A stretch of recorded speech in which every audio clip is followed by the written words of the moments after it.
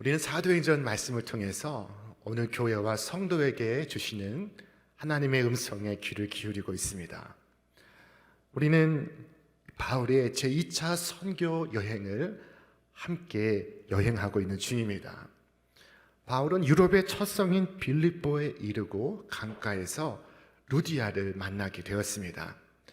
루디아는 만일 나를 주 믿는 자로 알거든 내 집에 함께 유하라 강권을 했습니다. 유럽은 바울에게도 낯선 지역입니다. 생소한 땅입니다. 그러나 하나님은 바울을 그곳으로 부르시면서 조력자를 예비하시고 있었습니다. 저는 군대 입대하는 청년을 위해서 기도할 때 좋은 동료를 만나게 하시고 좋은 상관을 만나게 해달라고 기도합니다.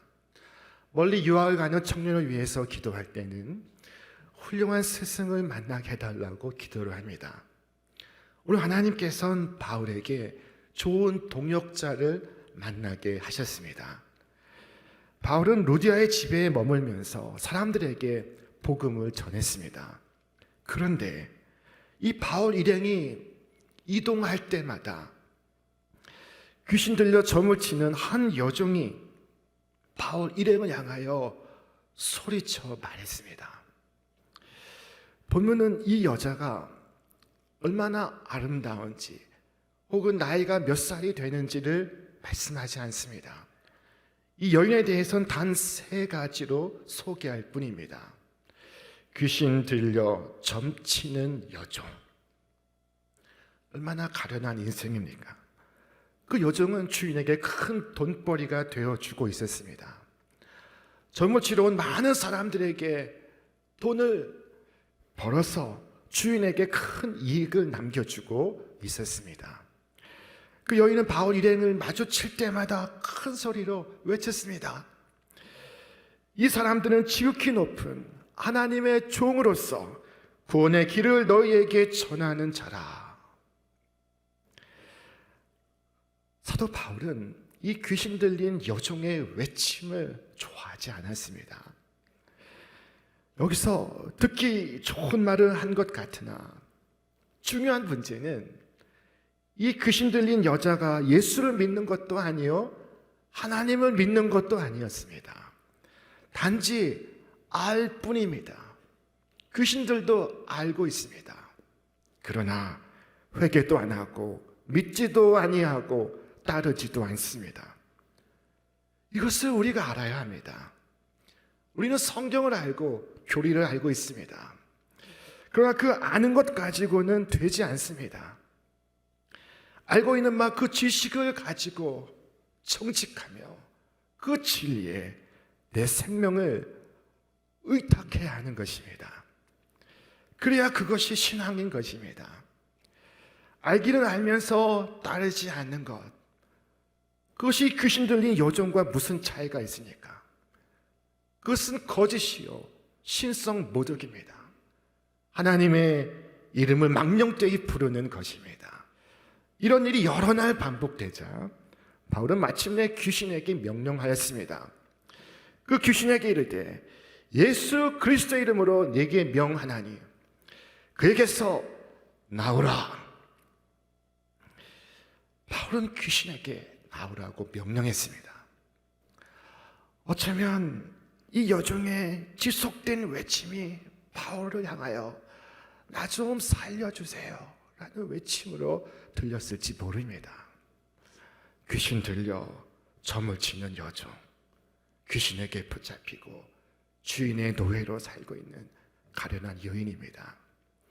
이 바울이 예수의 이름으로 명하여 귀신에게 나오라 할 때 그 순간 귀신이 여인에게서 나갔습니다. 귀신은 그 시로 내쫓겼고 여종은 깨끗해졌습니다. 귀신이 사람에게서 나갔으니 얼마나 좋은 일입니까? 이보다 좋을 수 있습니까? 귀신 들린 사람이 온전해졌으니 다행으로 여겨야 할 것입니다. 그런데 그렇지 않았습니다. 여종의 주인은 돈벌이에 소망이 끊어진 것을 알고 분노했습니다. 그는 바울과 실라를 붙잡아다가 치안관에게 데려갔습니다.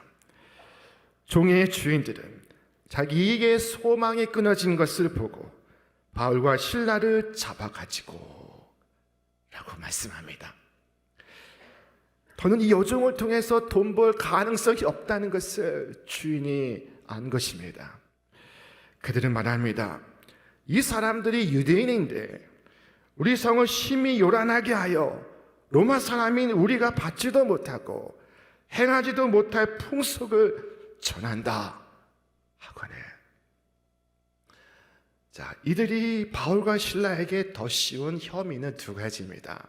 하나는 유대인인 이 사람들이 도시를 소란케 하고 있다는 것입니다. 두 번째는 로마 시민들이 받아들일 수 없고 실천할 수 없는 이상한 풍속을 선전하고 있다는 것입니다. 저들은 바울 일행이 이상한 풍속을 전한다고 고발했습니다. 여러분, 바울 일행이 복음을 전했지 풍속을 전했습니까? 복음은 풍속의 문제가 아닙니다. 그러나 이 선동에 무리가 합세를 하였고 치안관은 바울과 실라의 옷을 찢어 벗기고 심히 매로 쳤습니다. 바울과 실라는 할 일 없이 매를 맞고 발에는 착고가 차인 채 깊은 지하 감옥에 던져지게 되었습니다. 그들은 재판도 없이 매를 맞았습니다. 신분도 없이 옥에 갇혔습니다.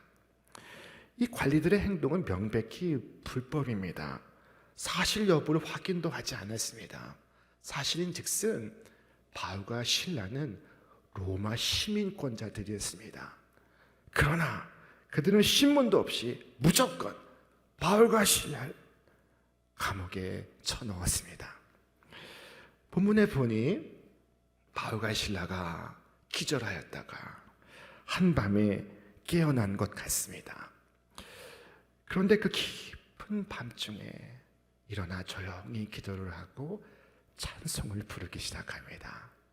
그들의 찬송이 그 깊은 지하 감옥에 울려 퍼지고 있었습니다. 바울과 실라의 찬송 소리가 한밤중에 감옥 안에 울려 퍼지고 있습니다. 감옥 안에 있던 다른 죄수들이 그들의 찬송 소리를 듣고 있습니다. 그들 가운데는 흉악범도 있습니다. 여러분, 캄캄한 밤중에 부르는 찬송은 많은 사람들에게 감화를 줍니다. 고난 가운데서 신앙을 잃지 않는 모습을 보면서 사람들은 생각했을 것입니다. 저들이 믿는 예수는 누구인가? 저들이 믿는 예수가 누구이기에 저렇게 무자비한 고통과 어려움 속에서 저들은 자신들의 신앙을 지키는가? 그들은 바울과 실라가 기도하고 찬송하는 모습을 보았습니다. 그들의 마음속에 흔들리지 않는 고요와 평온을 보았습니다. 나 같으면 이럴 때 화를 내고, 나 같으면 이럴 때 절망하고, 나 같으면 이럴 때 견디지 못할 텐데 바울과 실라는 그렇지 않았습니다. 그들은 바울과 실라의 모습을 보면서 마음으로 우러르고 있습니다. 매를 맞고도 하나님께 감사의 기도를 드릴 수 있는 것, 이것은 하나님이 주신 마음입니다. 여러분, 이와 같이 세상의 시련 속에서 기도하며 나의 찬송을 부르는 사람이 그리스도인인 줄 믿으시기를 바랍니다. 절망할 것도 없습니다. 낙심할 것도 없습니다. 기도하고 감사하고 찬송하고, 이것이 그리스도인입니다. 바로 그 순간, 그때였습니다. 온 지축이 흔들리고 감옥의 옥토가 흔들리고 철통같이 닫힌 감옥의 문들이 열리고 있었습니다. 발에 체인 착고가 풀려나고 있었습니다. 모든 묶은 것이 풀어지고 있었습니다. 단단히 착고를 채웠는데 착고가 다 풀리고 맙니다. 바울과 실라의 고요한 찬송 소리에 지축이 흔들리고 감옥이 흔들리고 닫힌 감옥의 문들이 활짝 열리고 있었습니다. 여러분, 앞이 캄캄할 때 이와 같이 기도하시고 찬송할 수 있기를 바랍니다. 바울과 실라는 캄캄한 인생의 한밤중에 있었습니다. 그러나 하나님 앞에서 기도했으며 찬양을 불렀습니다. 바울의 문은 이미 활짝 열려 있었습니다. 이것이 있고 나서야 감옥의 문이 활짝 열렸던 것입니다. 착고가 풀어진 것이었습니다. 그리고 또 하나의 기적이 준비되고 있었습니다. 그것은 간수가 마음이 열리는 기적입니다. 그와 그의 가족이 구원을 받는 기적입니다. 한밤중에 자다 깬 간수는 옥문이 열린 것을 보고 심히 당황했습니다. 죄수가 모두 도망을 갔다고 생각을 했던 것입니다. 그는 책임을 다하지 못했다는 생각에 스스로 자결하고자 했습니다. 당시 로마의 형법에 따르면은 죄수가 탈옥하거나 죄수에게 문제가 발생하면 죄수의 목숨을 대신하여 간수가 목숨으로 갚아야 하는 법이 있었습니다. 이것을 알고 있던 간수는 죄수를 놓쳤다는 생각 때문에 차라리 자결을 결심했습니다. 이렇게 되었으니 자결할 수밖에 없다 하고 결심을 했던 것입니다. 그가 스스로 목숨을 끊으려는 바로 그 순간 바울은 소리쳐 말했습니다. 내 몸을 상하지 말라. 우리가 다 여기 있노라. 그 말을 듣고 간수가 등불을 켜서 지하 감옥을 살펴보니 당연히 달아났어야 할 죄인들이 다 그 자리에 있습니다. 그때 온 몸에 전기가 흘렀습니다. 그의 몸이 떨렸습니다. 근데 그 자리에서 바울과 실라 앞에 엎드렸습니다. 선생이여, 우리가 어떻게 하여야 구원을 얻을 수 있겠나이까? 바울은 구원의 길을 묻는 간수에게 긴 설교를 하지 않았습니다. 주 예수를 믿으라. 그리하면 너와 네 집이 구원을 받으리라. 그때 그가 마음의 문을 열고 구원을 받습니다. 그 자신뿐 아니라 온 집안이 세례를 받습니다. 온 가족이 주 예수를 영접한 것입니다. 그들이 그때 크게 기뻐하였다고 성경은 말씀합니다. 이 기쁨은 금을 얻는 기쁨이 아닙니다. 출세하는 기쁨도 아닙니다. 지위와 명예를 얻는 기쁨도 아닙니다. 이 기쁨은 예수를 믿고 구원을 얻는 기쁨입니다. 닫힌 지옥의 문을 열고 천국에 입성하는 기쁨입니다. 이 기쁨은 억만금을 주고도 살 수 없는 기쁨입니다. 이것이 그날 간수에게 일어난 기적이었습니다. 그날 귀신에 들려 점을 치던 여종, 그리고 간수와 그의 가족들은 빌립보 교회의 제2호 신자, 3호 신자가 되었습니다. 이들이 유럽의 새 역사를 여는 하나님의 거룩한 교회가 되었습니다.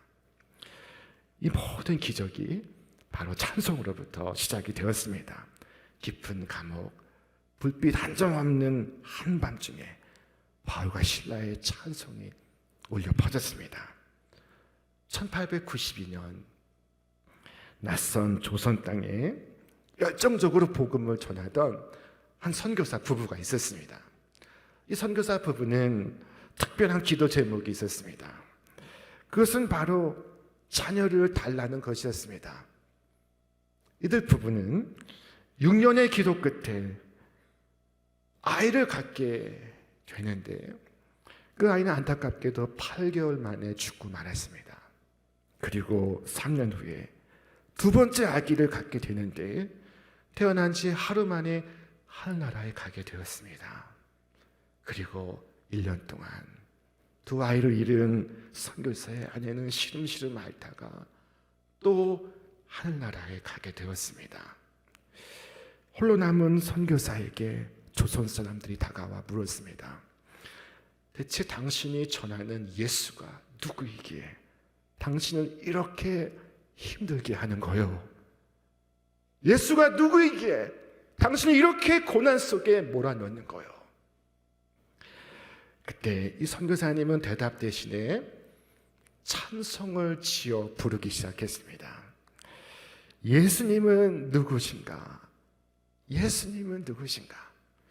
우는 자의 위로와 없는 자의 풍성이며 천한 자의 높음과 잡힌 자의 노임되고 우리 기쁨 대신에. 찬송가 96장입니다. 밀러 선교사가 지은 우리 찬송입니다. 인간의 힘으로 이겨낼 수 없는 불행의 늪에 빠졌지만 그는 쓰러지지 않았습니다. 그 자리에서 그의 찬송을 불렀습니다.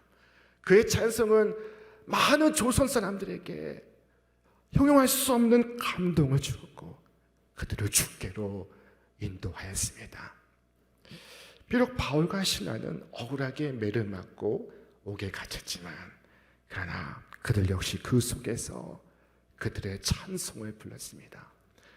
그들의 그 찬송이 간수와 그의 가족들을 주께로 인도하고 있었습니다.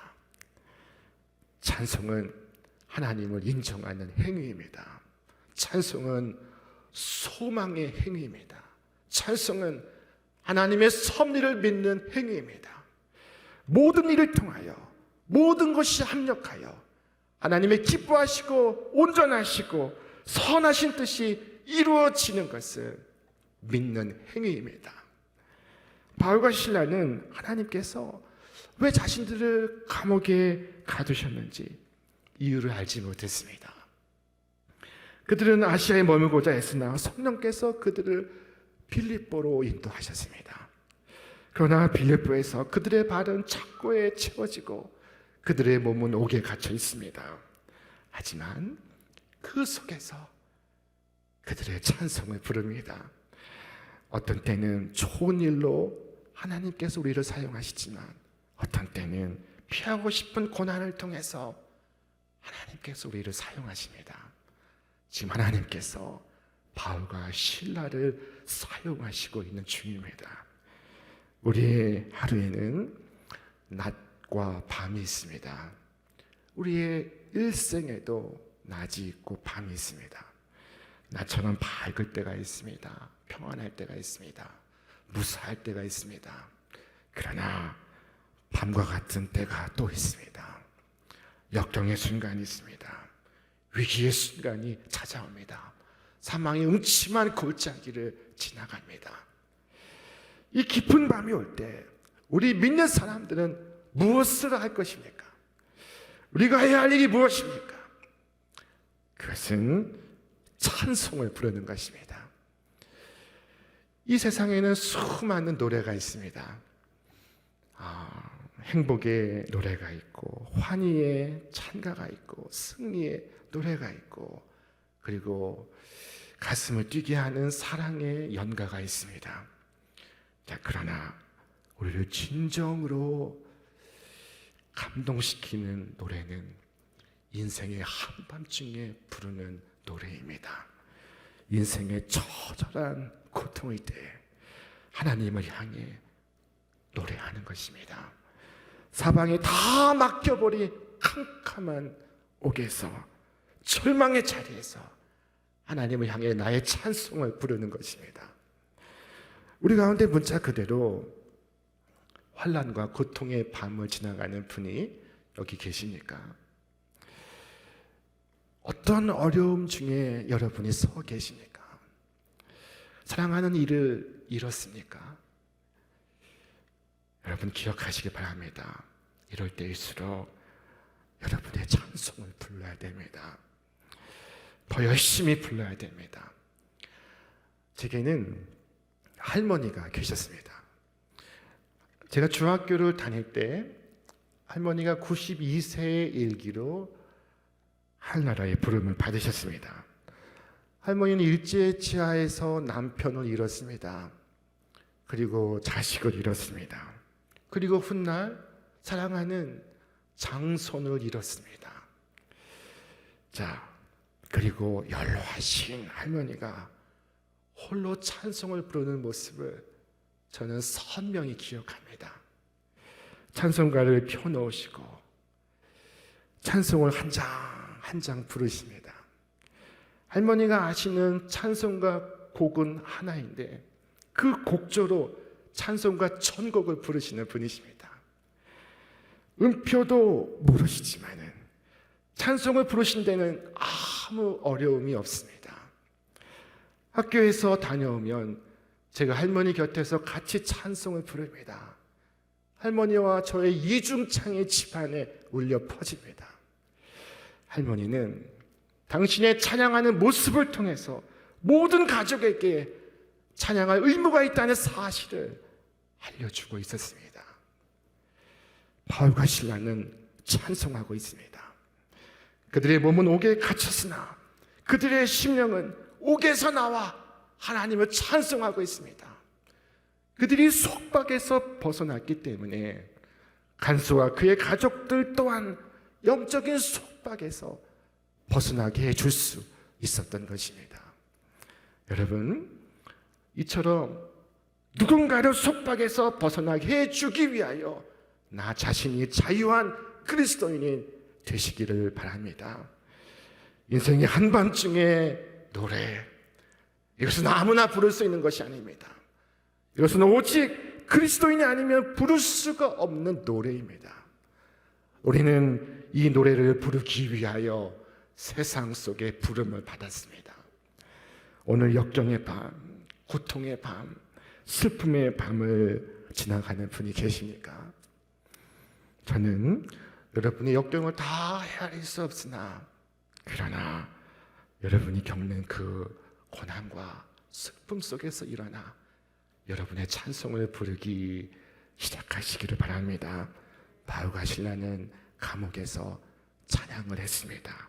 여러분도 여러분의 자리에서 여러분의 찬양을 부르시기를 바랍니다. 우리는 평안할 때 기도하고 고난이 찾아올 때 불평했습니다. 인생의 한밤중에 낙심하고 절망했습니다.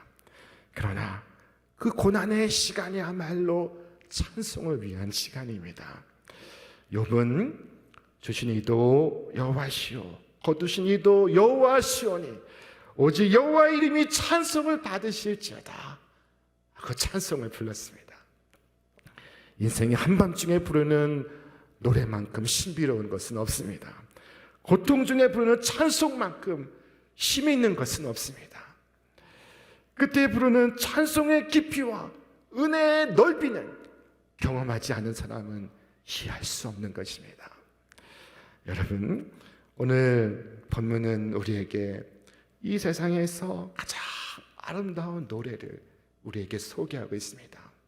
가장 아름다운 노래를 부른 두 주인공을 우리에게 말씀하고 있습니다.